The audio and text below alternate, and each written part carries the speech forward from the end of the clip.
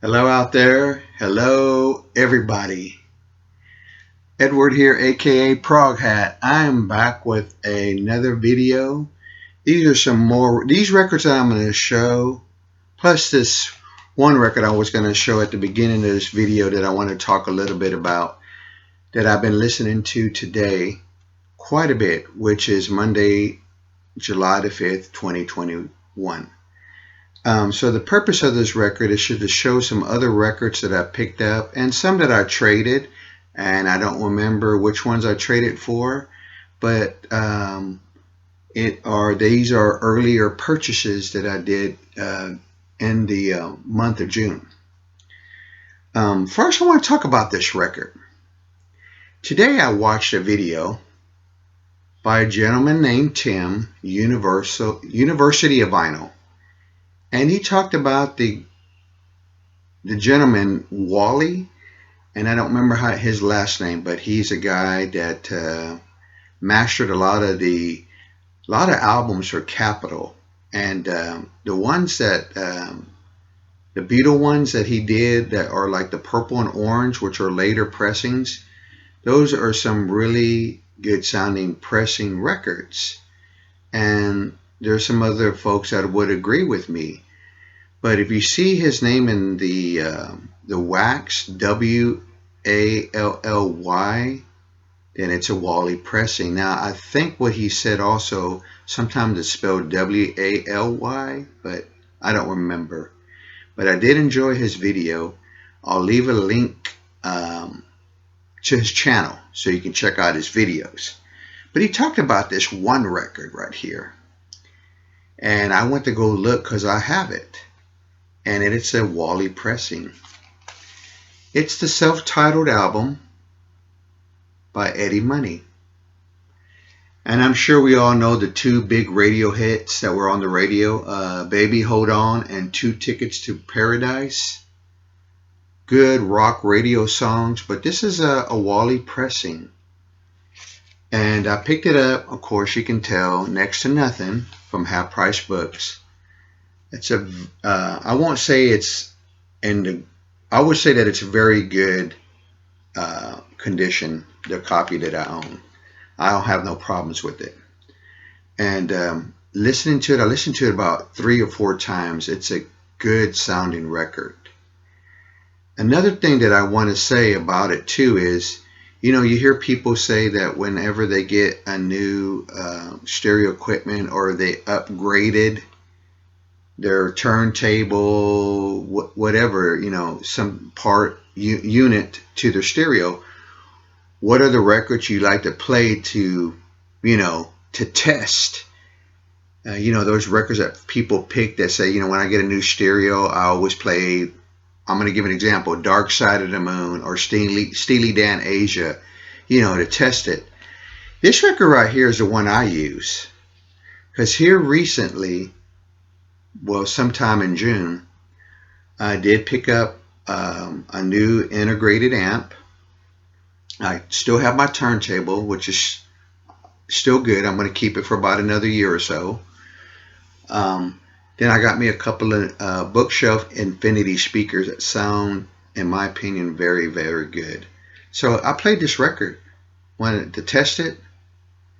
Sounded good. I mean, it sounded so good. Like I said, I played it 3, maybe 4 times. My wife came by and said, man, that record sounds real, real good. Folks, check the Dead Wax. You'll be surprised how many albums Wally has done. And then I learned that he did the Saturday Night Fever album, which is another, a really good soundtrack. And I have my notes, but I don't know where they are right now. But anyway, played this record today on my new setup, my little small upgrade, baby steps. But this record is one of my favorite records. You can practically pick this up, for a few dollars. I say at least under $10. Mine right here, I think, $2, and it's in good shape. The cover, probably seen some better days, but I still don't mind it. The record itself sounds so good. Well, enough of that. Let me show some of my June finds. Some of them I traded for, some of them I bought. This first one right here is a Father's Day gift. Lowell Davidson Trio. It is a reissue. It sounds fine to me. The original label for this record is that ESP-disc. The number for this one was 1012. And what I know about the ESP label, those are really rare records, the original pressings. I probably would never buy any of them because they're so pricey, unless somebody wanted to sell me one for $50 or something. But anyway, those records are probably sought after for a jazz collector, you know. But this is a reissue that I got for Father's Day. It's free jazz, which not a lot of people like. Which I understand, hey, that kind of jazz is not for everybody, but for me, it is. And I really dig this album. This album has Gary Peacock on bass and percussion, Milford Graves.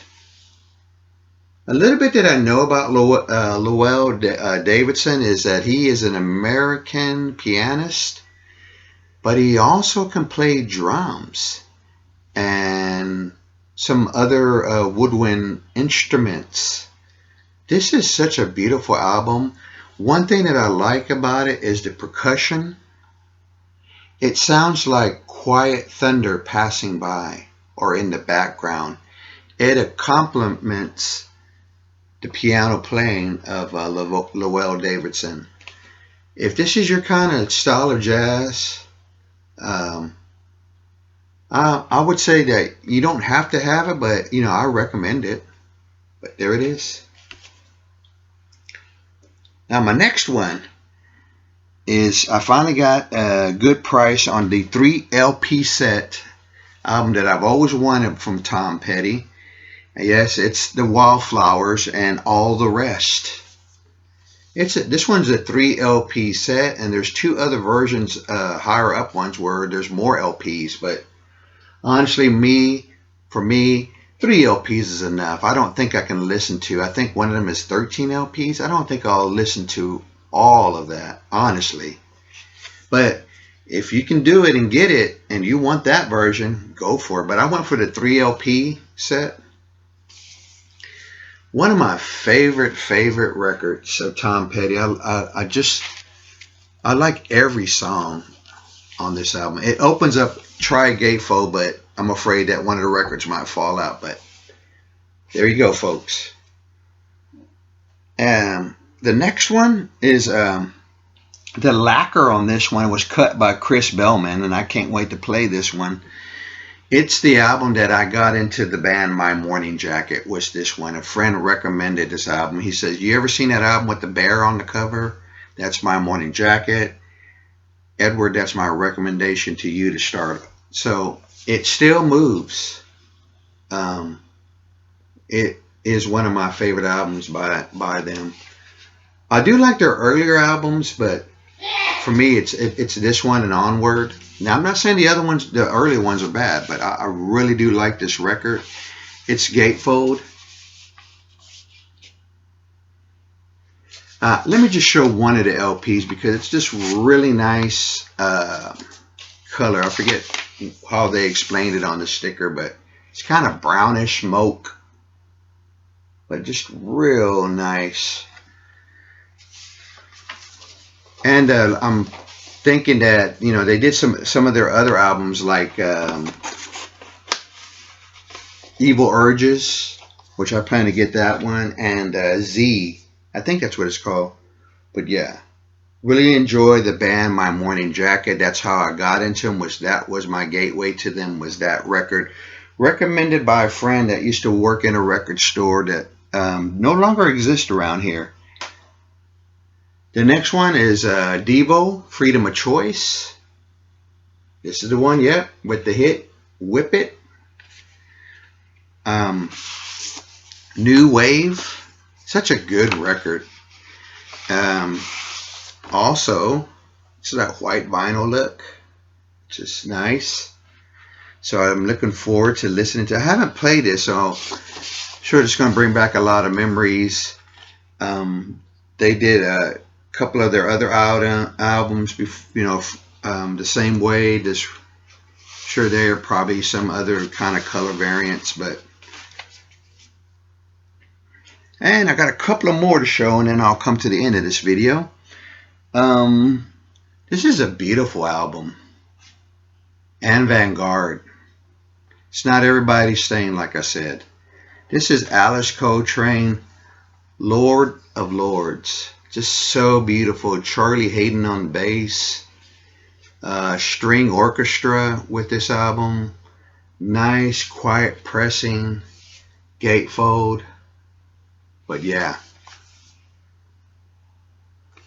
And the last record I wanted to show, because I didn't want to go too long, is Psych Rock.